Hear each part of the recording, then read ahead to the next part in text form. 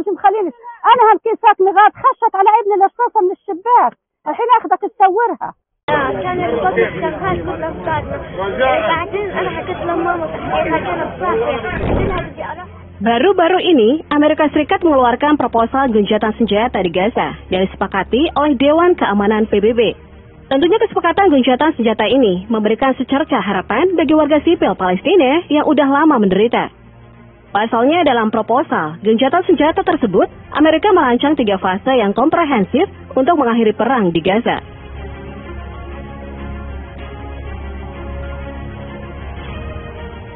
Dalam proposal tersebut, fase pertama yang harus mereka lakukan adalah mencangkup gencatan senjata segera, penuh, dan menyeluruh dengan pembebasan sandera.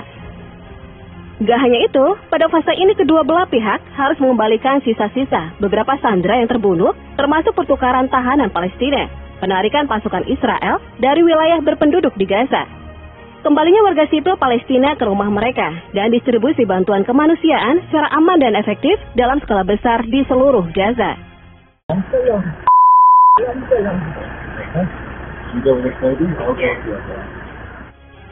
Kemudian di fase kedua, baik kelompok Hamas dan juga Israel diharapkan menghentikan secara permanen permusuhan dengan imbalan pembebasan semua sandera lainnya yang masih berada di Gaza dan penarikan penuh pasukan Israel dari wilayah tersebut. Dan di fase ketiga akan menandai dimulainya rencana rekonstruksi besar-besaran selama beberapa tahun di Gaza dan pengembalian jenazah para sandera yang masih berada di jalur Gaza untuk dikembalikan kepada keluarga mereka.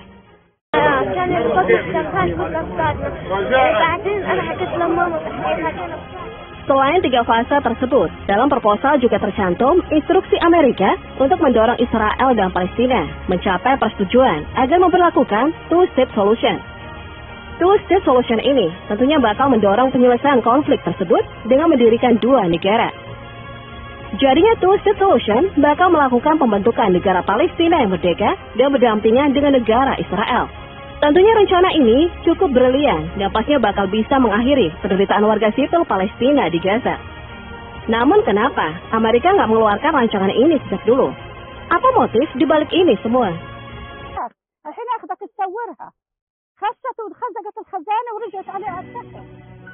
Beberapa pengamat menduga jika proposal gencatan senjata yang berbarengan dengan two-state solution adalah salah satu strategi Joe Biden dalam menarik simpati warga Amerika.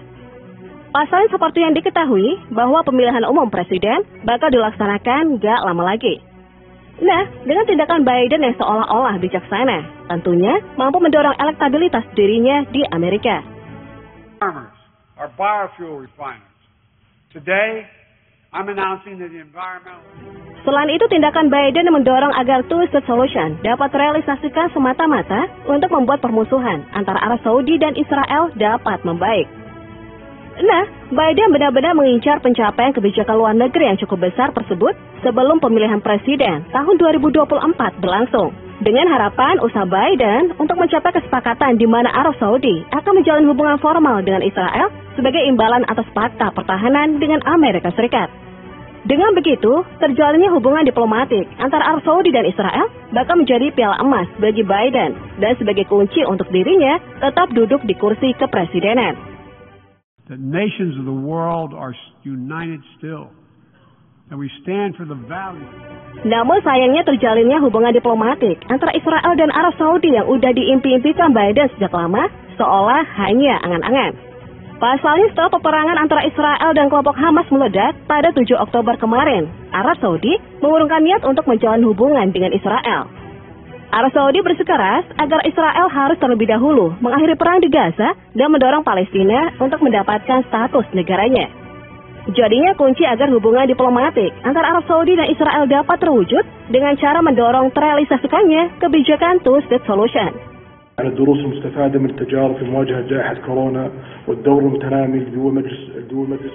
Makanya nggak heran jika Menteri Luar Negeri Amerika Serikat Antony Blinken udah berkali-kali membujuk Netanyahu untuk menyepakati gencatan senjata permanen dan merealisasikan two-state solution. Bahkan dikabarkan Blinken udah mendatangi Israel sebanyak 5 kali sejak 7 Oktober hanya untuk membuat two-state solution bakal terwujud. Dan tentunya hubungan diplomatik antara Israel dan Arab Saudi pun juga turut terwujud. Namun pertanyaannya, mengapa sampai saat ini two-state solution sangat sulit terwujud? Bahkan saking sulitnya, two-state solution udah terlihat seperti basa-basi bagi sebagian negara.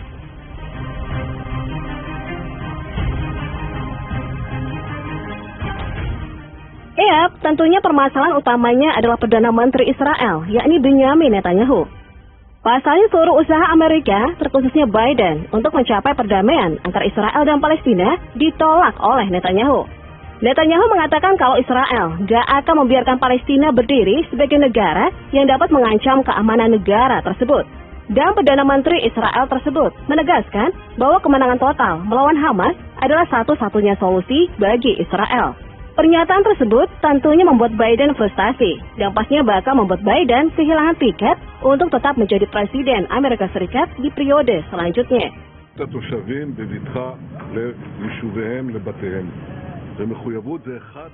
Gak hanya permasalahan keamanan negara, ambisi Israel untuk membuat terusan bernama Ben Gurion yang menghubungkan Laut Merah dan Laut Mediterania juga menjadi penyebabnya. Namun sayangnya, terusan Ben Gurion yang akan bersaing dengan terusan Suez tersebut harus melewati wilayah Palestina. Dengan kata lain, Israel harus merebut wilayah Palestina untuk memuluskan proyek pembangunan terusan ini. Dan ketika Palestina berhasil mendapatkan status negaranya, proyek terusan tersebut tidak akan bisa terwujud. אלוף פיקוד הצפון, ושוחחתי גם עם מפקדי האוגדות.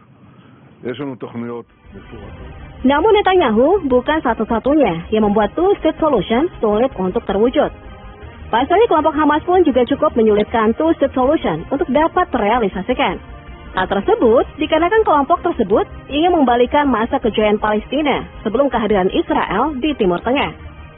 Dengan kata lain, Israel harus keluar dari Timur Tengah seperti sejak dulu Palestina berdiri tanpa adanya Israel. Namun sayangnya Israel menganggap bahwa wilayah Yerusalem merupakan tanah yang diberikan Tuhan kepada mereka. Dan hal tersebut tertuliskan di dalam kitab Genesis.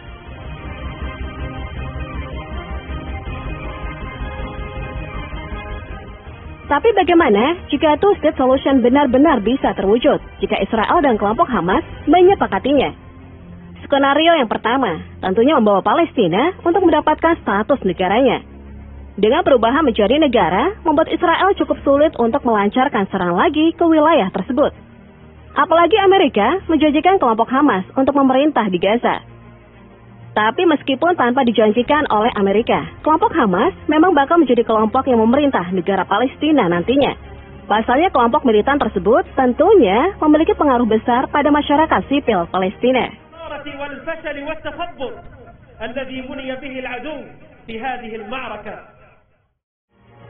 Namun dampak dari Palestina yang mendapatkan status negaranya membuat proyek pembangunan terusan Ben Gurion gak akan bisa dilanjutkan. Pasalnya Palestina tentunya gak akan sepakat jika wilayahnya digunakan untuk proyek besar Israel. Penyebabnya karena mereka tentunya gak akan pernah lupa tindakan Israel kepada mereka.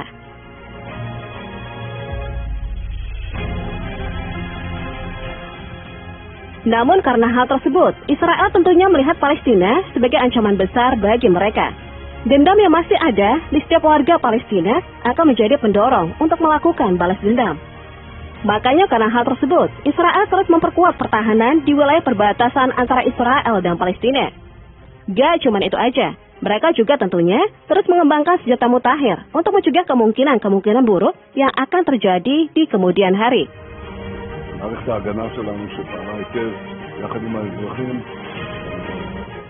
Tapi sisi baiknya, Israel nggak perlu mengkhawatirkan keberadaan Arab Saudi. Pasalnya, ketika two-state solution disepakati, Arab Saudi bakal menepati janjinya kepada Amerika untuk menjalin hubungan diplomatik dengan Israel.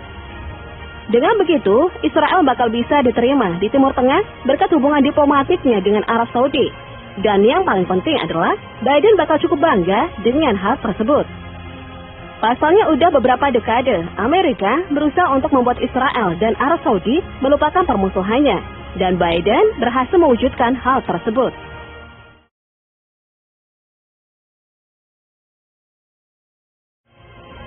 Tentunya keberhasilan untuk membuat Israel dan Arab Saudi menjalin hubungan baik pastinya bakal menjadi medali yang sangat penting bagi Biden. Pasalnya dengan medali tersebut, masyarakat Amerika bakal melihat Biden sebagai juru selamat di Timur Tengah. Dengan begitu, elektabilitasnya di negaranya bakal meningkat drastis. Nah, karena hal tersebut, Biden tentunya bakal cukup mudah mengalahkan saingan terberatnya, yakni Donald Trump, dan memenangkan pemilihan presiden yang akan datang.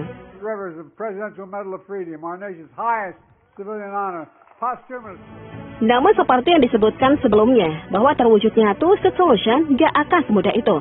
Apalagi dari skenario tersebut memperlihatkan Israel nggak begitu diuntungkan. Apalagi Netanyahu memiliki karakter yang cukup keras. Bahkan meskipun permintaan tersebut datang dari sekutu terbesarnya, yakni Amerika, Perdana Menteri Israel itu sulit untuk menerima two-state solution.